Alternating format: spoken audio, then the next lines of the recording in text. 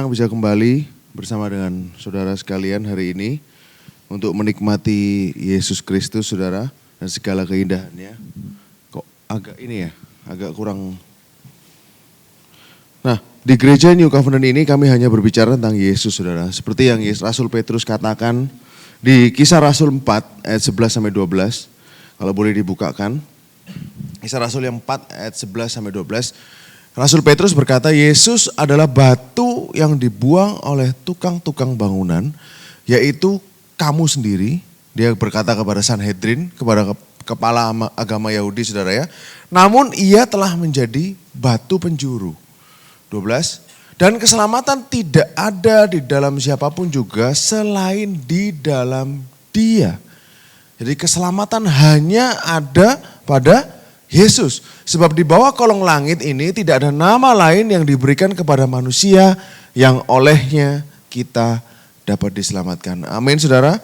Nah, Yesus dikatakan, ini dia ngutip dari Mazmur, saudara ya. Yesus adalah batu penjuru. Bagaimana? Apa sih sebenarnya artinya batu penjuru, saudara? Bagaimana pengertian yang asli sebenarnya batu penjuru ini apa, saudara? Kalau saudara belajar dari pengertian orang Timur Tengah yang kuno, saudara, orang Ibrani. Nah, batu penjuru itu adalah rospinah namanya dalam bahasa Ibrani, yang dapat diartikan batu pertama dalam fondasi. Nah, batu pertama kalau bangun rumah dalam bangunan ya saudara ya, batu pertama yang diletakkan itu adalah batu penjuru. Dan batu pertama ini sangat penting, karena batu pertama ini yang akan menentukan letak-letak batu yang berikutnya. Kalau bagi mereka, saudara ya. Dan batu yang pertama ini nggak boleh sampai tidak stabil. Karena pada saat batu yang pertama tidak stabil dari fondasi ini, bangunan ini akan nggak stabil juga, saudara. Nah, lalu ada arti lain juga menurut orang Ibrani, saudara, mengenai batu penjuru. Batu penjuru ini, cornerstone ini bisa diartikan juga sebagai batu yang terakhir yang ditaruh pada sebuah bangunan yang menandakan bangunan itu sudah selesai. Kalau saudara lihat dua arti ini, tentu saja ini adalah tentang Yesus Kristus. Memang Yesus Kristus ini adalah karyanya di kayu salib itu adalah karya agung, karya puncak dari Bapa untuk kita semua. Amin, saudara. Dan dia adalah fondasi dari segala sesuatu. Kenapa, saudara? Karena Tuhan, kalau saudara lihat Kejadian 1 ayat 1, Tuhan menciptakan dunia dan seluruh isinya dengan firman-Nya. Dan Yesus itu adalah firman-Nya. Jadi dialah yang membuat segala sesuatu ini ada. Oleh karena itu Yesus adalah pusat dari segala sesuatu. Amin, saudara. Dia yang mengawali dan juga dia nanti yang akan mengakhiri. Dialah yang pertama, dialah yang terakhir. Dialah Alfa dan Omega. Amin, saudara. Nah, hari ini saya ingin ngajak saudara untuk melanjutkan kisah Yusuf. Terakhir kita sempat bicara soal kisah Yusuf dengan juru minum dan juru roti. Kejadian 41 ayat 1-57, saudara. Saudara bisa lihat, kita bersama akan baca, agak panjang saudara ya. Tapi saya akan ajak saudara untuk berjalan dalam cerita ini. Bagaimana konteks cerita ini akan membuat saudara lebih mengerti tentang sebenarnya apa yang terjadi pada waktu itu. Dikatakan setelah lewat 2 tahun lamanya, bermimpilah Firaun.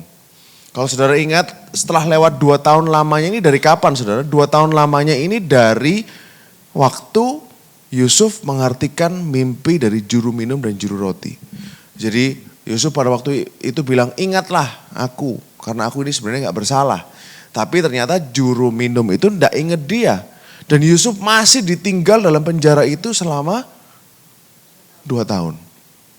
Nah, dikatakan bahwa Firaun berdiri di tepi sungai Nil. Jadi Firaun yang berdiri di tepi sungai Nil. Tiba-tiba dia bermimpi, saudara. Kalau saudara ingat, Firaun ini adalah dewa, saudara ya. Bagi orang Mesir, bagi agama orang Mesir, Firaun ini adalah dewa. Dan dia adalah manusia yang ibaratnya derajatnya paling tinggi di seluruh Mesir pada waktu itu. Dia berdiri di tepi sungai Nil. Apakah kebetulan? Enggak saudara.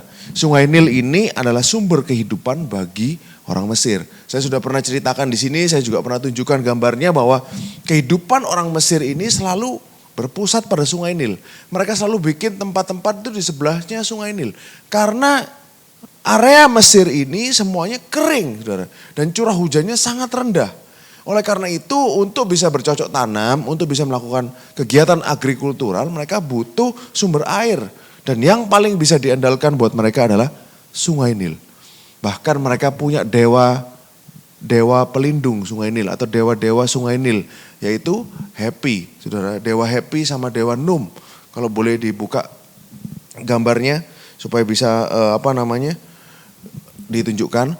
Nah, jadi Sungai Nil ini meluap setiap tahun pada waktu yang sama. Jadi pada saat Sungai Nil meluap, area ladang-ladang yang di sekitar Sungai Nil ini menjadi terairi. Ladang-ladang ini menjadi terairi dan tanaman itu bisa tumbuh, saudara. Karena pada waktu itu mungkin sistem irigasi belum baik. Nah ini dewanya orang Mesir, dewa Num. Ini dia yang menjaga sumbernya Sungai Nil. Lalu ada satu lagi Happy. Nah kalau luapan Sungai Nil ini dewa Happy saudara ya. Ini dewa yang menjaga Sungai Nil, yang menjaga luapan Sungai Nil. Nah di setiap tahun di waktu yang sama Sungai Nil ini meluap.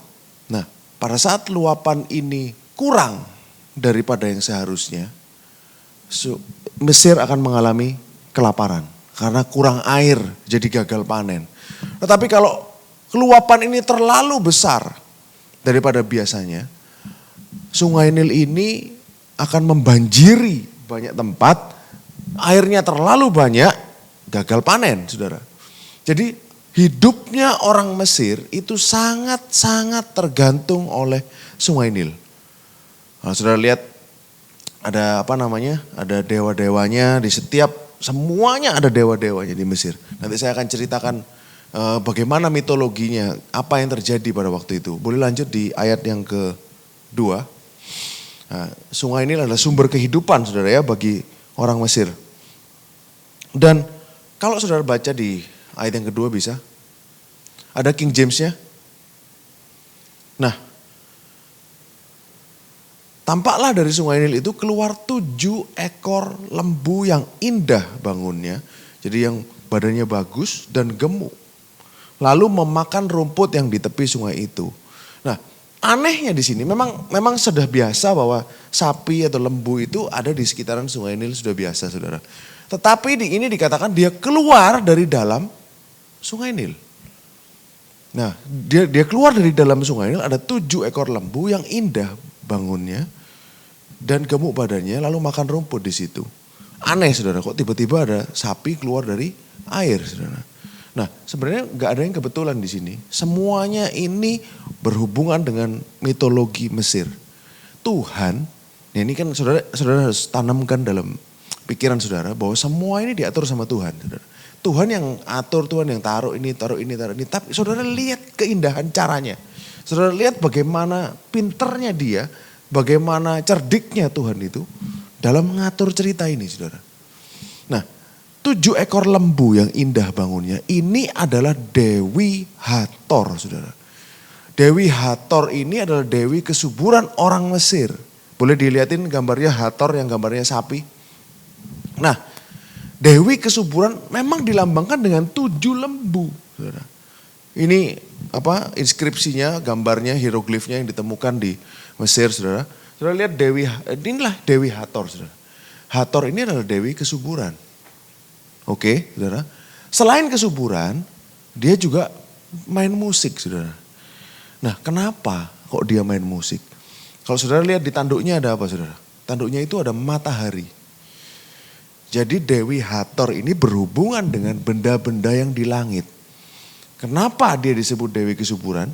Karena saudara lihat, kesuburan ini tergantung dari langit, saudara.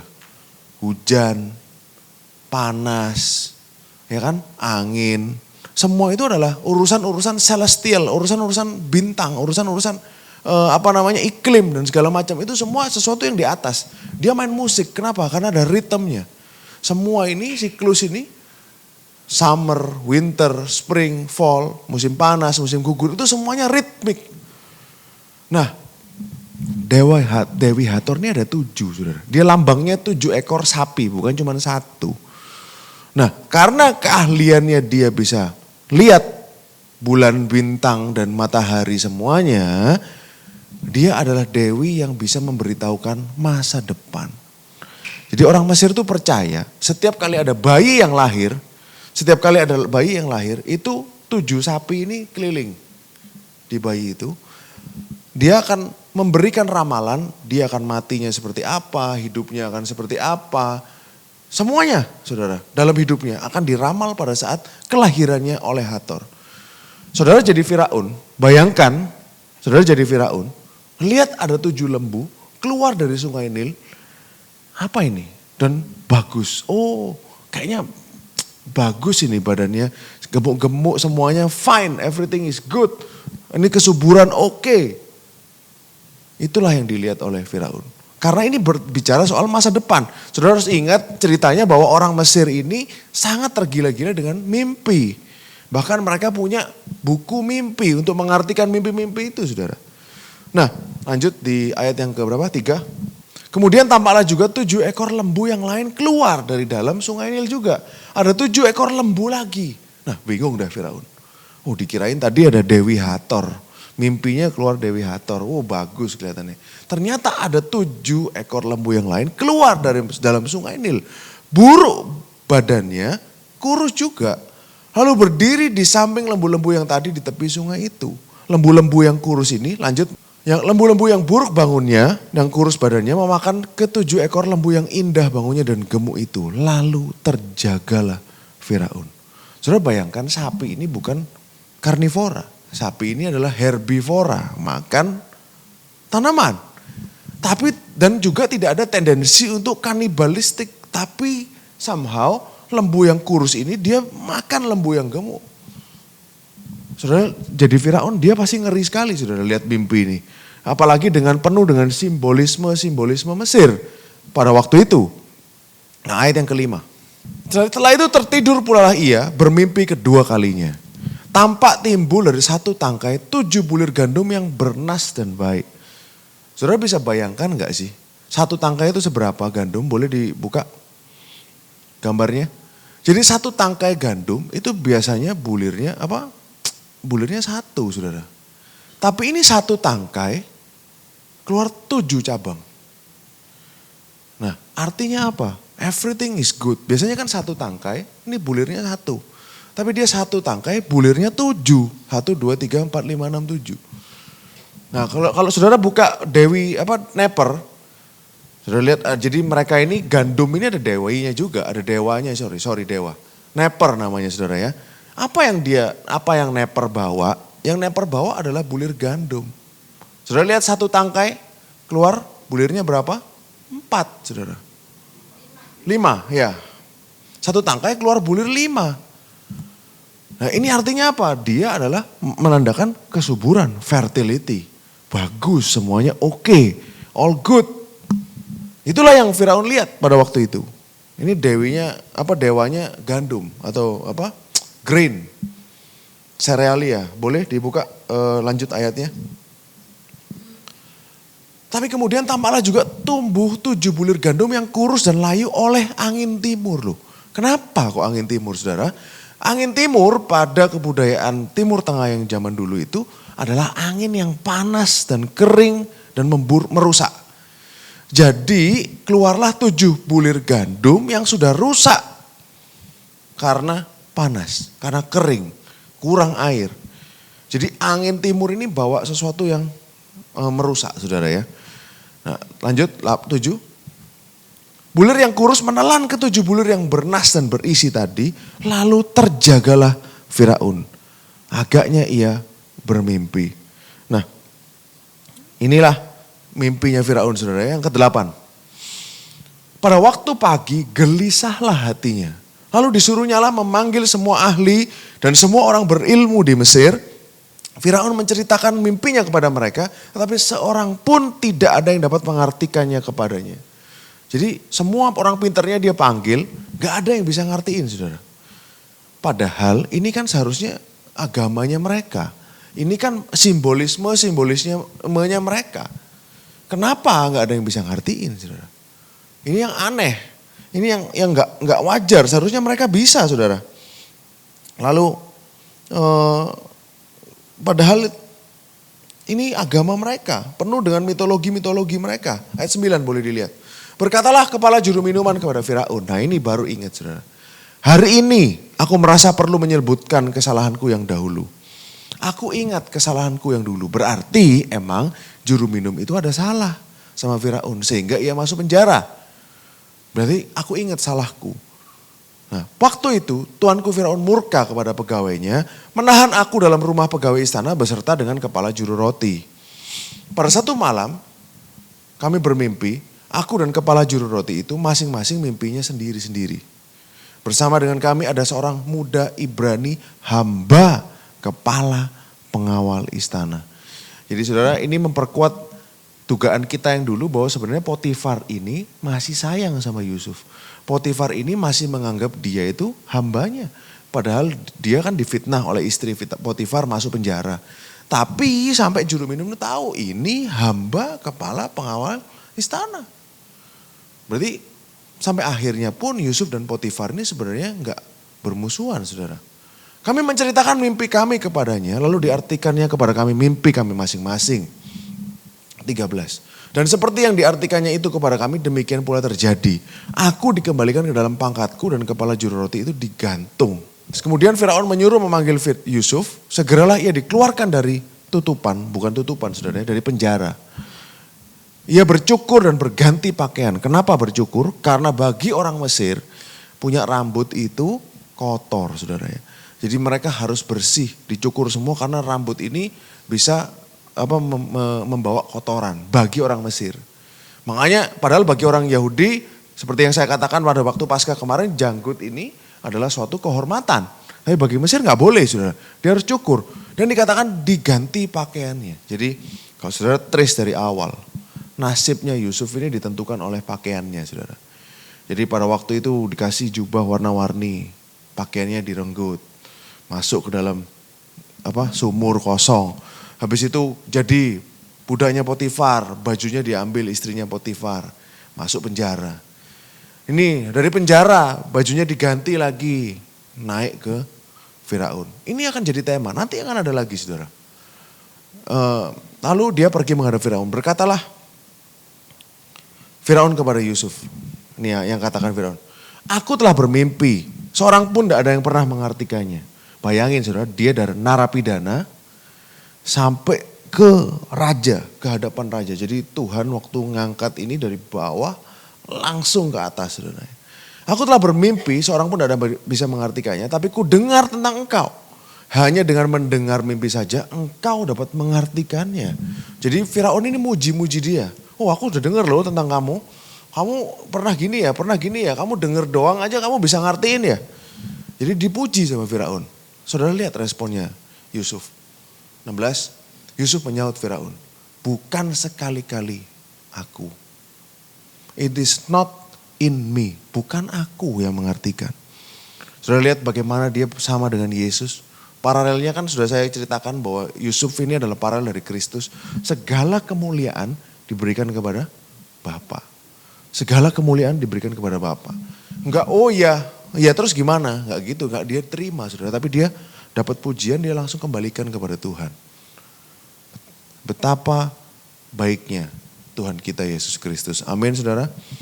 Makanya dikatakan ini, melainkan Elohim yang akan memberitahukan kesejahteraan kepada Tuanku Firaun.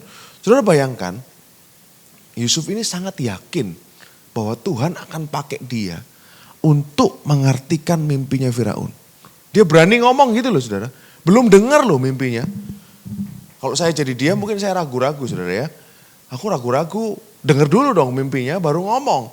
Nah ini Yusuf sudah, sebelum dengar mimpinya Yusuf sudah berani ngomong. Tuhan yang akan memberitakan, apa yang disebut? Kesejahteraan. Tuhan akan memberitakan damai sejahtera buat Tuanku Firaun. Kok yakin mimpinya bagus? Kok yakin endingnya baik? Kok bisa? inilah unik saudara ya. Yusuf sangat yakin dia bakal mengartikan itu dan semuanya endingnya pasti bagus pada waktu itu. Nah, lalu saudara lihat bagaimana Tuhan ini mau berbicara lewat Yusuf kepada Firaun. Padahal Firaun ini bukan dari bangsa yang menyembah kepada dia. Mereka adalah bangsa yang menyembah dewa-dewa pagan. Masih menyembah Tuhan-Tuhan yang salah, saudara. Tapi Tuhan langsung ngomong, declare di depan. Semuanya baik. Akan jadi kesejahteraan. Kasih karunia-Nya Tuhan itu di luar pikiran kita, saudara. Kalau bagi kita, pasti akan ngomong, oh dia belum nyembah Tuhan, dia belum percaya. Dia masih menyembah dewa pagan.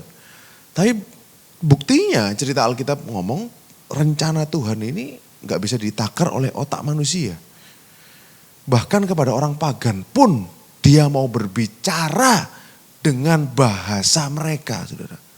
Dengan sesuatu yang mereka mau, yang bisa ngerti. Kalau saudara lihat ritmenya akan seperti itu, saudara. Nah, inilah kasih karunia Tuhan yang begitu besar.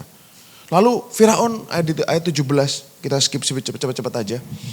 Jadi ayat 17 ini Tuhan menceritakan Firaun menceritakan mimpinya kepada Yusuf lagi. Tapi yang ada yang berbeda di ayat 21. Mulai ayat 21. Dikatakan seperti ini. Lembu itu masuk dalam perutnya. Tetapi walaupun telah masuk dalam perutnya. Tidak kelihatan sedikit pun tandanya. Bangunnya, badannya yang kurus pun tetap kurus. Intinya gitu saudara. Jadi lembu yang kurus, makan lembu yang gemuk. Tapi dia tetap kurus. Ini yang gak ada di pengertian yang pertama tadi. Lalu terjagalah aku, Firaun bilang gitu saudara ya. Nah ayat lanjut 22 boleh. Lalu tangkai bulir 23 lanjut. Lanjut 24. Bulir yang kurus memakan 7 bulir yang baik. Telah kuciptakan hal ini semua ahli tapi gak ada yang bisa menerangkan. Dia bilang gitu saudara. 25. Kata Yusuf kepada Firaun. Langsung Yusuf ngomong. Kedua mimpi Tuanku itu sama. Tuhan telah memberitahukan kepada Tuanku Firaun apa yang hendak dilakukannya. Jadi Tuhan ini berbicara kepada Firaun. Saudara bayangin. Kalau dipikir ini aneh saudara. Tuhan pakai gambar-gambar dewa-dewi Mesir untuk ngomong sama Firaun. Bukankah mereka ini musuh-musuhnya? Bukankah mereka ini Tuhan-Tuhan kecil? Dewa-dewa, mungkin setan-setan yang sudah menjelma jadi dewa-dewa itu untuk minta disembah. Tapi Tuhan bisa pakai bahasa mereka. Tuhan pakai gambar-gambar tentang dewa-dewi yang salah itu untuk ngomong sama Firaun loh. Coba saudara renungkan. Betapa besar kasih karunia-Nya dia. Cara dia menjangkau orang. Cara dia menjangkau yang hilang. Itu gak akan saudara bisa pikir. Dia menjangkau itu, dia memberitakan Injil, dia menjangkau, memperkenalkan dirinya dengan cara-cara yang mereka bisa mengerti. Jadi makanya Injil itu, kekristenan itu bukan kita yang mendekat kepada Tuhan, tapi Tuhan yang turun. Ngomong dengan bahasa kita, ngomong dengan cara yang bisa kita ngerti. Ngomong dengan cara yang kita bisa terima, saudara. Injil itu adalah Tuhan yang turun ke level kita. Bukan kita yang naik ke levelnya Tuhan. Amin saudara. Inilah kabar baik. This is the good news. This is inilah gospel, Injil. Yang saudara bisa lihat sebenarnya ada banyak Injil itu di perjanjian lama. Nah lalu kita baca lanjut 26. Ketujuh ekor lembu yang baik itu ialah 7 tahun. Dan ketujuh bulir gandum yang baik adalah 7 tahun. Kedua mimpi itu sama. Yusuf mengartikan. Ketujuh ekor lembu yang kurus dan buruk yang keluar kemudian adalah 7 tahun juga. Ketujuh bulir gandum yang hampa, kosong dan layu itu adalah 7 tahun kelaparan. 8. Inilah maksud perkataanku. Ketika aku berkata kepada Tuanku Firaun, Elohim telah memperlihatkan kepada Tuanku Firaun apa yang hendak dilakukannya. Saudara kalau baca ayat ini dalam bahasa aslinya, ini bahasa Indonesia, Tuhan memperlihatkan kepada, saya terjemahkan aja biar cepat. Tuhan memperlihatkan kepada Firaun apa yang sedang dia lakukan. Jadi bukan apa yang hendak dia lakukan, tapi apa yang sedang dia lakukan. Artinya apa? Yusuf ini pakai perspektifnya Tuhan. Tuh, karena sebagai Firaun dia gak ngerti, saudara. Mungkin Yusuf ngerti. Mungkin, saudara ya. Tapi kan saudara dan saya yang sudah baca dari awal, kita tahu bahwa ini semua adalah bagian dari rangkaian rencana Tuhan. Benar gak, saudara? Sejak mimpinya Yusuf sampai dia di penjara, dia dibuang dan segala macam, dia kembali naik lagi di levelnya Firaun. Ini semua adalah part of the plan. Dan rencananya itu sudah jalan. Tidak ada yang bisa menghentikan rencana Tuhan. Amin, saudara. Ini loh, Tuhan sedang lakukan. Bukan hendak dilakukan, no. Tapi sedang dia lakukan dalam bahasa aslinya. Ini dia pakai perspektifnya Tuhan. Bahwa rencana ini sudah terjadi dan pasti akan terjadi. Ayat 29. Ketahuilah Tuanku akan datang 7 tahun kelimpahan di tanah Mesir. 30. Kemudian akan timbul 7 tahun kelaparan. Akan dilupakan segala kelimpahan. Kenapa? Kok sampai lembu yang kurus itu makan lembu yang gemuk, dia tetap kurus. Kenapa? Karena kelaparan itu akan membuat tahun-tahun yang baik ini dilupakan. Saking parahnya. Saking terlalu parahnya kelaparan ini sampai tahun yang baik 7 tahun itu udah lupa, saudara. Nah, karena kelaparan itu mengurus keringkan negeri ini. Lanjut. 31, sesudah itu akan tidak kelihatan lagi bekas-bekas kelimpahan negeri ini karena kelaparan itu, sebab sangat hebat kelaparan itu.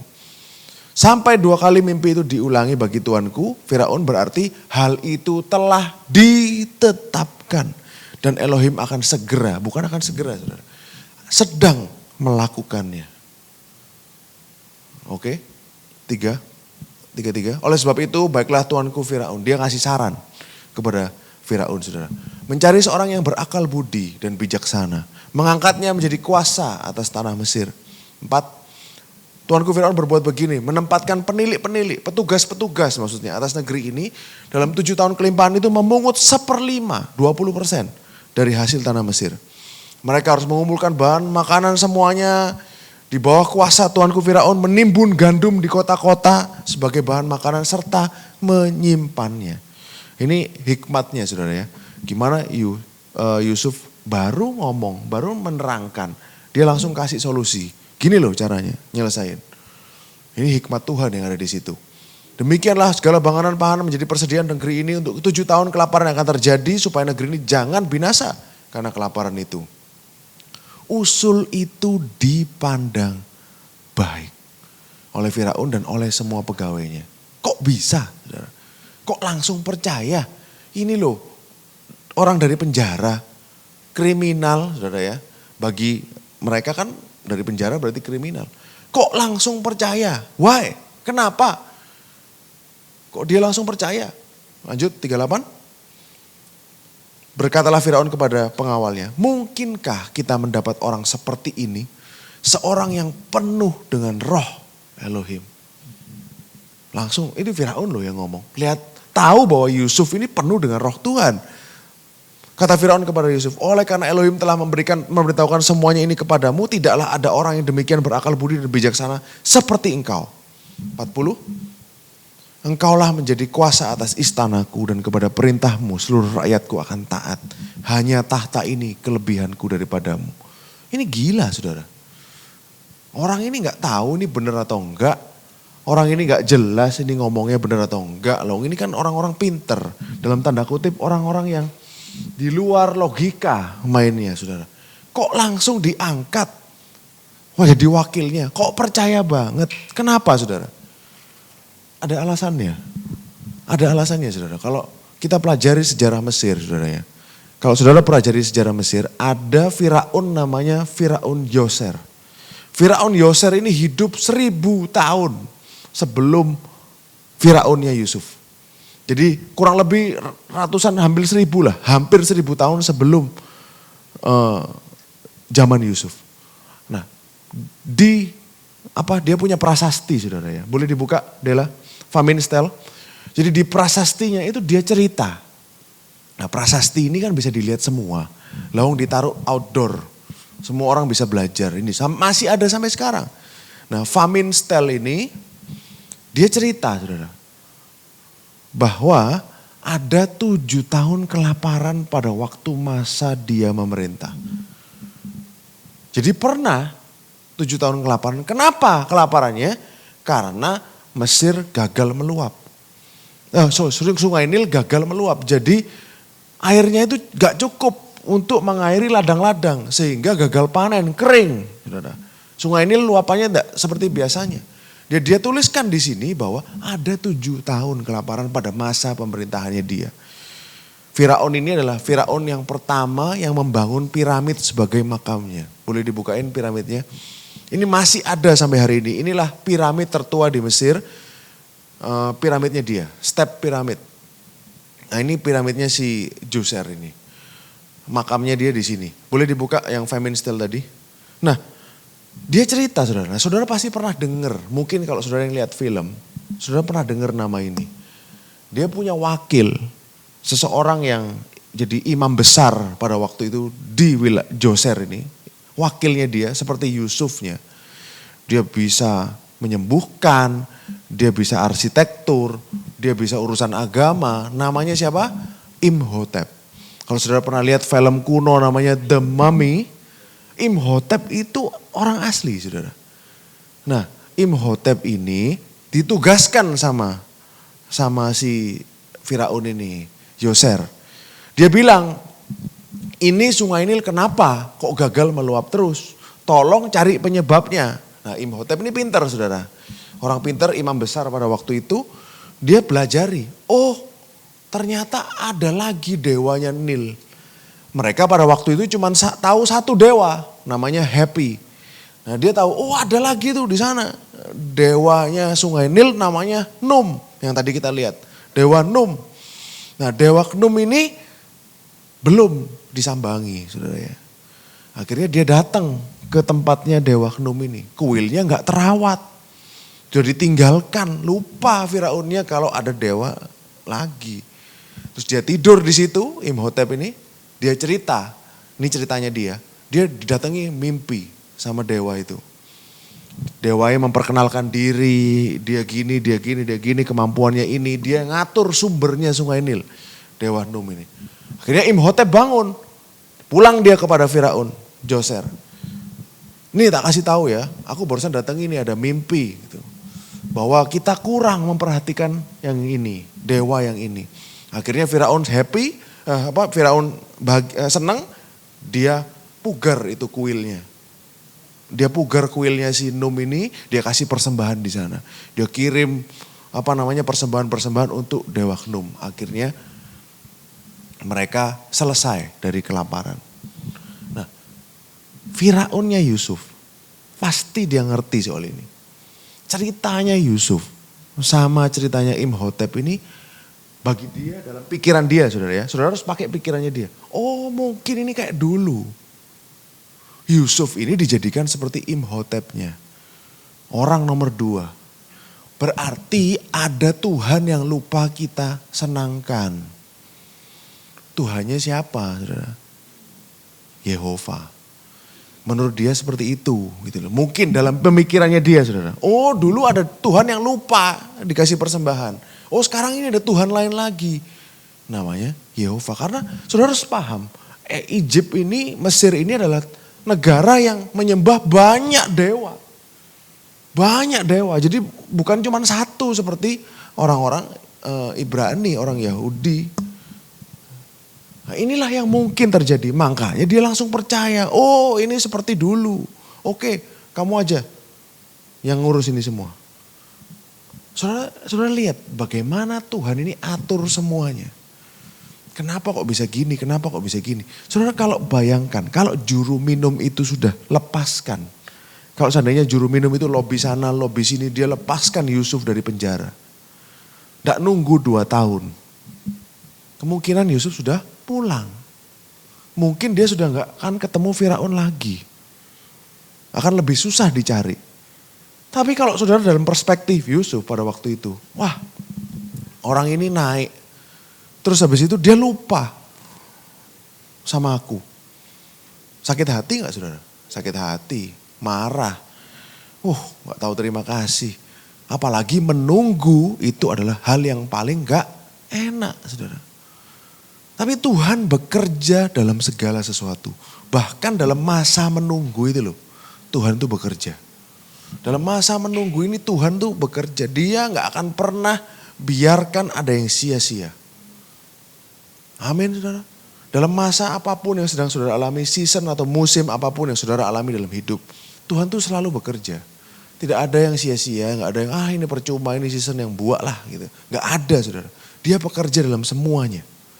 Amin. Makanya dalam cerita Yusuf pun seperti itu. Kalau Yusuf udah dibebasin, juru minum itu gak lupa sama dia, mungkin Yusuf sudah gak akan ketemu Firaun. Tetapi Tuhan memang sengaja taruh dia di situ untuk nantinya dia akan langsung bertemu dengan Firaun. Jadi gak ada yang kebetulan dalam hidup ini, saudara. Semuanya itu sudah diatur oleh Tuhan. Semuanya dia mengorkestrate semuanya itu tepat pada waktunya.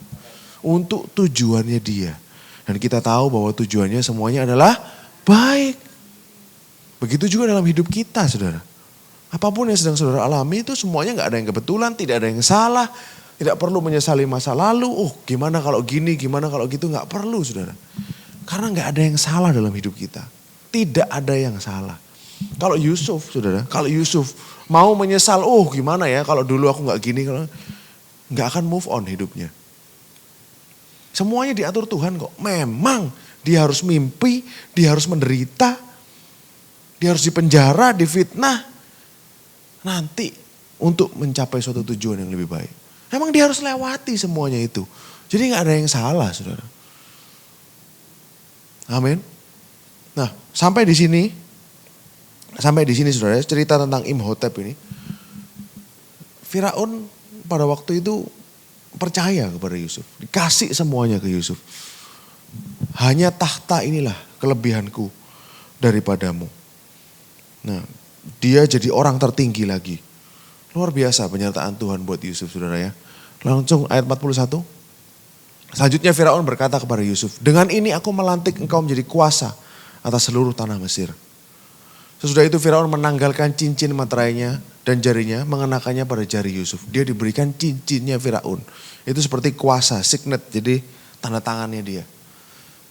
Dipakaikannya itu kepada Yusuf pakaian. Nah, saudara, ini lagi. Dipakaikannya kepada Yusuf pakaian dari kain halus. Kalau dalam bahasa Inggrisnya fine linen. Diberikan kain linen, pakaian kain linen yang bagus. Yang halus, digantungkannya kalung emas pada lehernya. Jadi statusnya sudah berubah, saudara. Nah, 43. Lihat, saudara, ada pergantian pakaian terus pada cerita Yusuf. Lalu Firaun menyuruh menaikkan Yusuf dalam kereta yang kedua, berserulah orang di hadapan Yusuf. Hormat, demikian Yusuf dilantik. Kalau dalam bahasa Inggrisnya bukan hormat, saudara. Bow the knee, berlutut. Kalau dari cerita Yusuf dalam mimpinya, saudara ingat mimpinya? Matahari, bulan, bintang, matahari, bulan dan 11 bintang sujud. Bow the knee, dia akan mulai, ini mimpiku mulai tergenapi. Bow the knee, jadi suruh sujud, saudara. Dan dia membuat Yusuf menjadi kuasa atas seluruh tanah Mesir. 44, berkatalah Firaun kepada Yusuf, akulah Firaun. Tetapi dengan tidak setaumu seorang pun tidak boleh bergerak di seluruh tanah Mesir.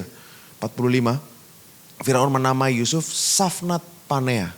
Serta memberikan Asnat anak Potifera imam di On kepadanya menjadi istrinya. Jadi ini jadi istrinya Yusuf ini adalah orang penyembah dewi pagan pada waktu itu. Memang yang dilarang Tuhan kan orang Kanaan. Nah, Mesir kan bukan Kanaan, saudara.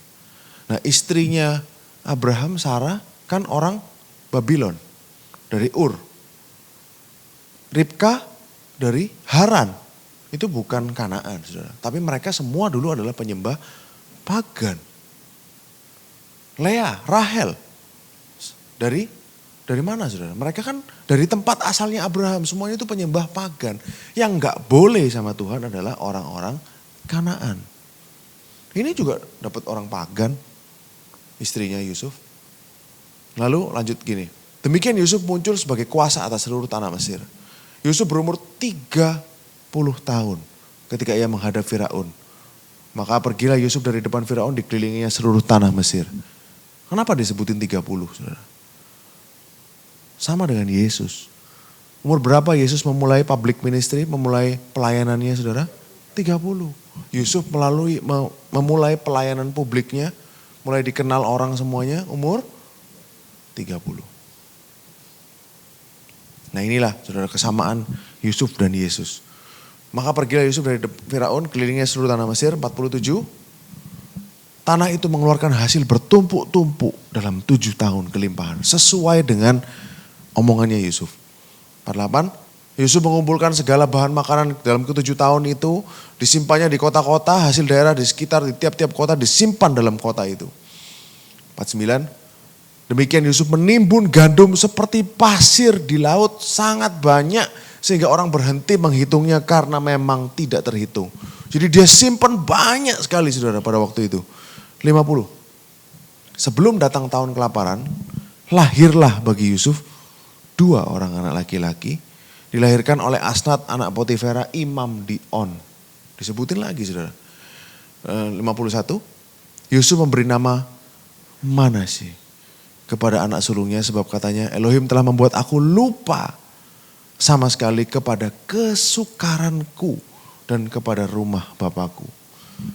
Kata-kata kesukaran ini saudara, toil, boleh dibuka di interlinearnya. Kata-kata yang sama dipakai pada suatu ayat. Aku sudah lupa akan kesukaranku. Tuhan membuat aku lupa kepada kesukaranku ini saudara. Jadi di Kejadian kata-kata amal ini, God has made me forget all my toil. Semua kesukaranku dia udah buat aku lupa. Sama di Yesaya 53. Yesaya 53 ini juga dipakai kata-kata yang sama. Nih. The labor of his soul he shall see and be satisfied.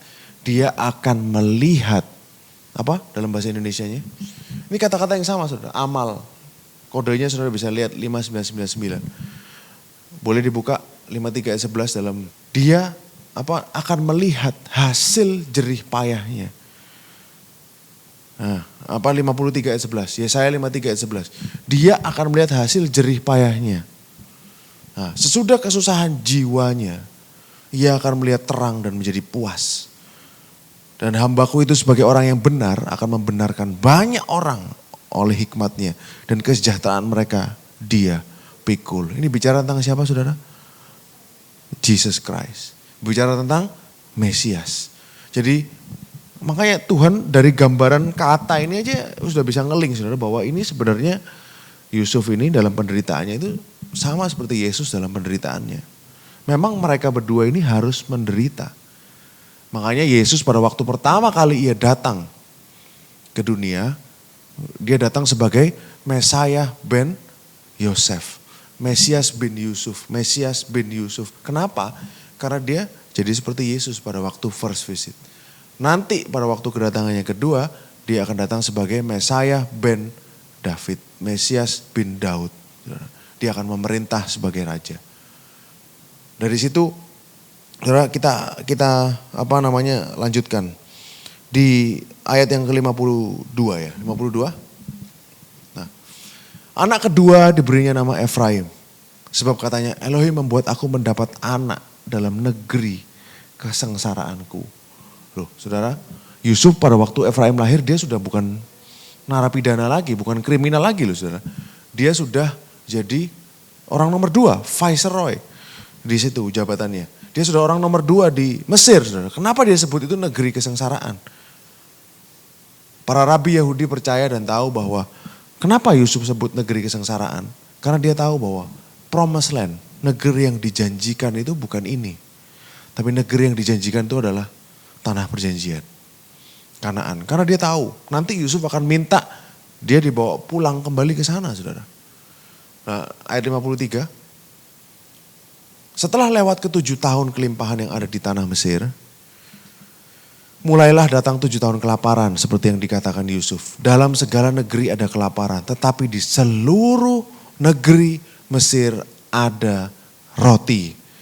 55, Ketika seluruh negeri Mesir menderita kelaparan dan rakyat berteriak minta roti kepada Firaun, berkatalah Firaun kepada semua orang Mesir, pergilah kepada Yusuf. Saudara perhatikan apa yang dia katakan. Perbuatlah apa yang dikatakannya kepadamu. Ingat gak kata-katanya siapa ini saudara? Yohanes 2 ayat 5, Maria. Waktu di Kana, perbuatlah apa yang dia katakan kepadamu. Ibu Yesus berkata kepada pelayan-pelayan, whatever he says to you, apa yang dikatakannya kepadamu, buatlah itu. Kok bisa sama? Saudara? How? Kok bisa sama? Apakah kebetulan? Saya yakin gak ada yang kebetulan dalam Alkitab kita. Karena ini adalah message bahwa Yusuf, Yesus itu adalah paralel. Dan kalau saudara lihat tadi, boleh di ayat yang berapa tadi kita? 55 ya. 56 sekarang. Udah hampir selesai saudara, 2 ayat terakhir. Kelaparan itu merajalela seluruh bumi. Saudara bayangkan, kelaparan itu ternyata bukan di Mesir saja. Bukan karena, maksudnya di Mesir saya kira pikiran saya, oh iya karena sungai Nil gagal meluap. Makanya pikiran itu kelaparan itu di Mesir saja. Ternyata tidak saudara. The famine was all over the face of the earth, Alkitab katakan. Kelaparan itu ada semua permukaan bumi. Ada di semua permukaan bumi. Dan Yusuf membuka segala lumbung dan menjual gandum kepada orang Mesir sebab makin hebat kelaparan di tanah Mesir. 7. Juga dari seluruh bumi datanglah orang ke Mesir untuk membeli gandum dari Yusuf. Sebab hebat kelaparan itu di seluruh bumi. Bukan hanya di Mesir, tapi di seluruh bumi saudara kelaparannya ini. Nah, kalau saudara lihat paralelnya dengan Yesus Kristus. Apa sih paralelnya? Yusuf kasih gandum. Gandum untuk buat roti. Dikatakan tadi orang-orang Mesir minta roti kepada Firaun. Yesus, dia adalah roti kehidupan. Roti yang hidup. Dia adalah roti hidup. Yang ini Yusuf, kalau sudah lihat dia kasih makan seluruh bumi loh. Bukan hanya orang Mesir. Begitu juga dengan Tuhan kita Yesus Kristus. Dia adalah roti hidup bagi semua yang percaya kepadanya. Jadi saudara bisa lihat paralelnya. Tapi Yesus kita jauh lebih baik daripada Yusuf saudara. Jauh lebih baik daripada Yusuf. Yusuf ini dia orang suruh nanam, dipajekin 20%, dia ambil, disita 20%, habis itu dijual lagi sama dia. Dijual lagi, orang harus bayar untuk beli gandum. Tapi Tuhan Yesus gak gitu saudara. Dia kasihkan hidupnya free buat saudara. Dia berikan hidupnya yang mahal, hidupnya yang suci, yang tanpa dosa, dia yang kudus saudara. Diberikan kepada saudara nyawanya. Supaya saudara yang percaya kepadanya, saudara bisa mendapatkan roti hidup itu. He gave it for free. Tuhan kasihkan nyawanya. Dia gak suruh orang beli saudara. Dan dia berikan itu nyawanya sendiri. Kalau Yusuf itu berikan yang dijual adalah hasil kerja orang lain. Hasil kerjanya rakyatnya yang dulu. Dia jual. Tapi kalau Yesus, dia kasihkan tubuh dan darahnya sendiri buat saudara. Dan supaya saudara hanya percaya saja, saudara bisa mendapatkan roti hidup itu. Amin saudara. Kita baca Yohanes 6 ayat 47 sampai 51. Aku berkata kepadamu, sesungguhnya Yesus yang ngomong saudara, barang siapa percaya, ia mempunyai hidup yang kekal. Akulah roti hidup, I am the bread of life. Nenek moyangmu makan mana di padang gurun dan mereka telah mati.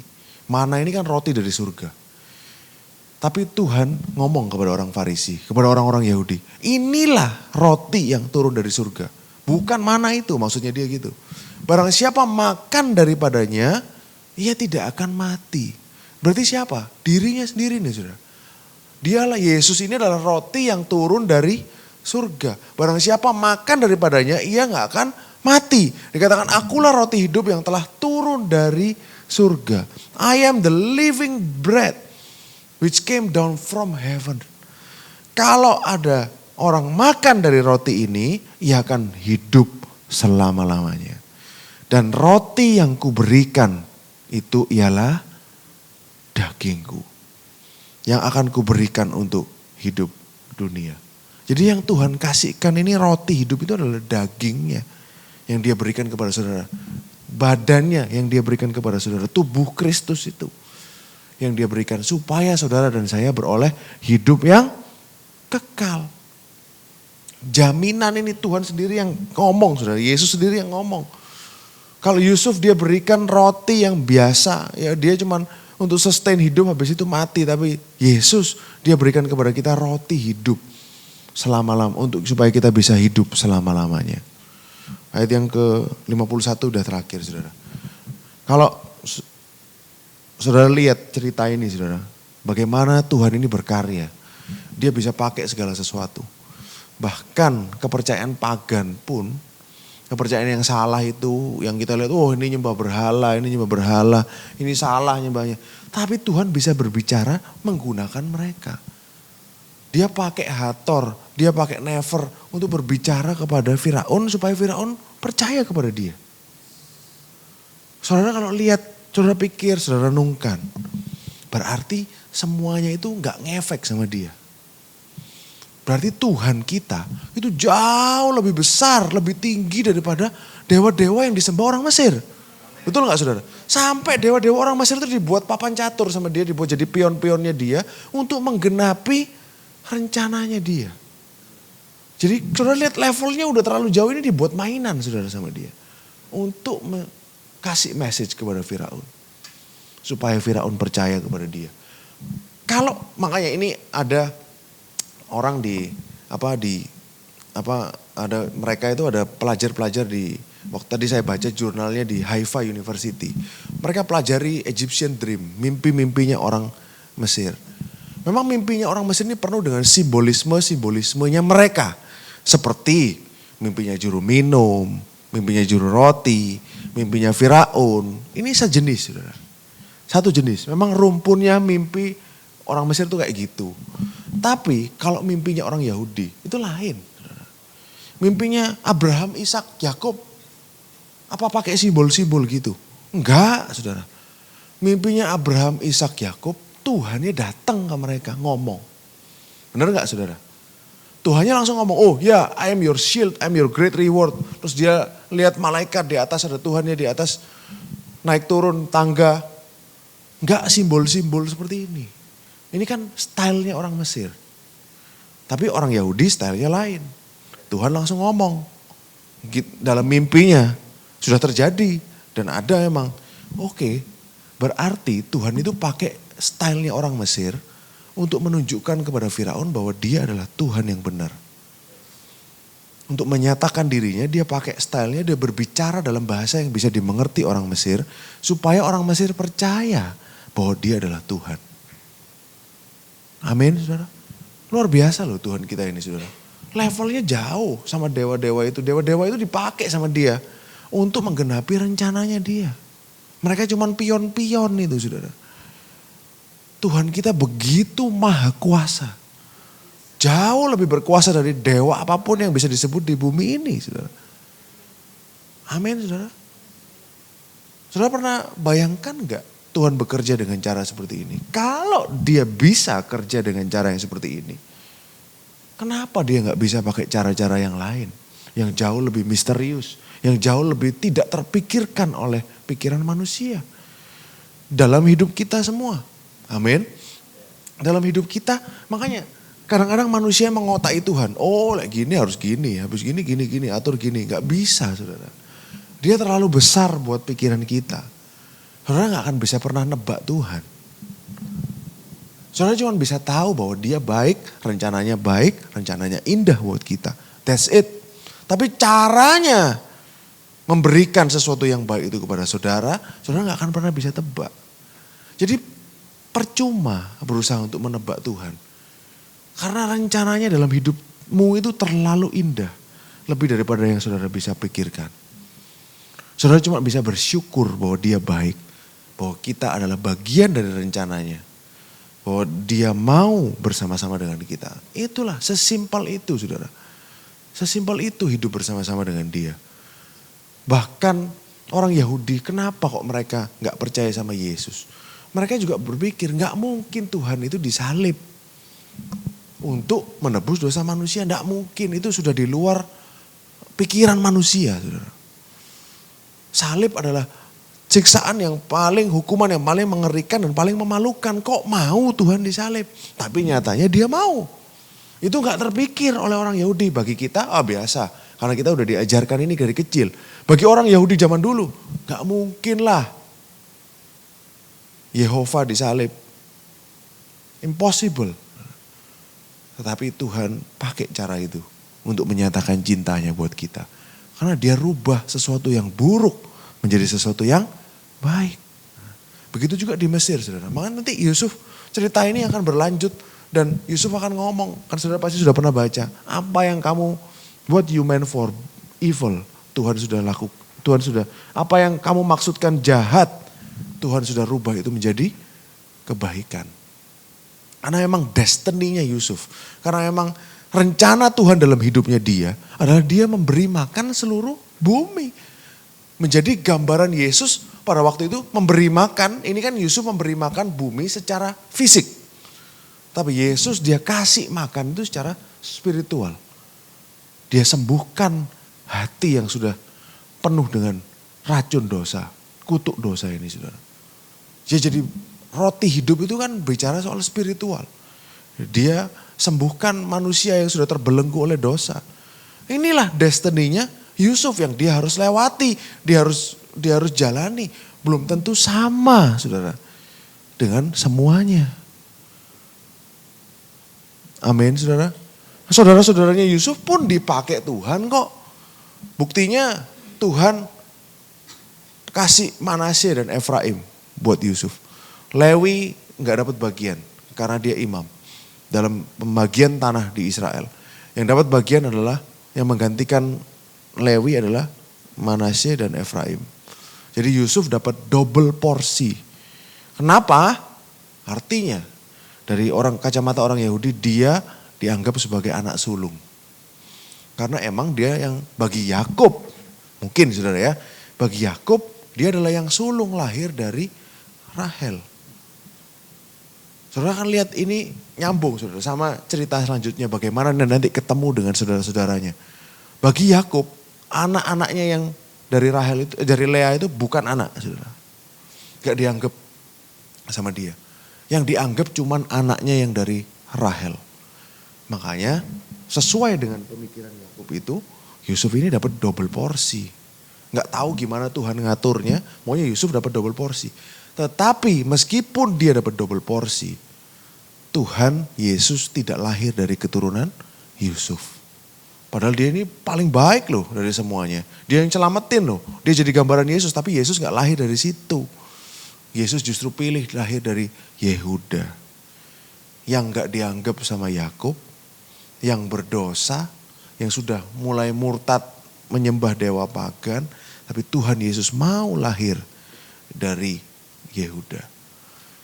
Ini bagaimana Tuhan berkarya ini begitu indah saudara. Kalau saudara lihat gambarnya ini, wah ini kayak film saudara, kayak like a movie. Sebenarnya seperti sebuah movie. Nanti bagaimana Yusuf ketemu dengan saudara-saudaranya, kenapa kok dilakukan ini, kenapa dilakukan itu semua ada maksudnya. Semua ada maksudnya. Karena itu adalah Alkitab ini adalah suatu cerita yang sangat indah. Karena Tuhan sendiri yang nulis. Kalau Tuhan yang nulis Alkitab ini, dia gak mungkin itu nulis sesuatu yang sampah, saudara. Gak mungkin. Dia pasti tulis sesuatu yang indah. Karena ini adalah surat cintanya Tuhan buat saudara. Bahkan di kitab Kidung Agung pun saudara bisa melihat betapa Tuhan itu mencintai kita. Saudara kan bisa lihat betapa, kalau saudara baca kitab Kidung Agung, saudara lihat itu mempelai laki-laki dan perempuan, saudara kan bisa lihat bagaimana sebenarnya yang tergila-gila itu adalah Tuhan kepada kita. Bahkan dia aja bisa ada ngomong tuh di pasal 2 atau pasal 4. Jadi pandangan matanya yang perempuan ini aja sudah membuat Tuhan itu bergetar loh. Kok lucu. Padahal sebenarnya kita diajarkan kita yang harus mencintai Tuhan. Tapi sebenarnya nyatanya adalah Tuhan yang tergila-gila dengan saudara. Mungkin one day kita akan bahas tentang Kidung Agung. Bagaimana Tuhan itu mencintai umatnya. Amin saudara. Mari kita berdoa. Terima kasih Tuhan, terima kasih. Engkau sungguh baik, Engkau sangat baik buat kami. Terima kasih Engkau sudah nyatakan rencanamu Tuhan buat kami. Terima kasih Engkau sudah nyatakan Alkitab-Mu ini buat kami. Kami percaya bahwa ini adalah semuanya tentang anak-Mu, tentang Yesus Kristus. The chief cornerstone, batu penjuru, sang batu penjuru. Yang menjadi fondasi dalam hidup kami Tuhan. Terima kasih Engkau sudah berikan Yesus kepada kami. Terima kasih Engkau sudah nyatakan tentang keindahannya kepada kami semua. Terus nyatakan keindahan-Mu buat kami Tuhan. Terus berkarya dalam kehidupan kami. Kerinduan kami adalah setiap jemaat NCC mengenal Engkau secara pribadi.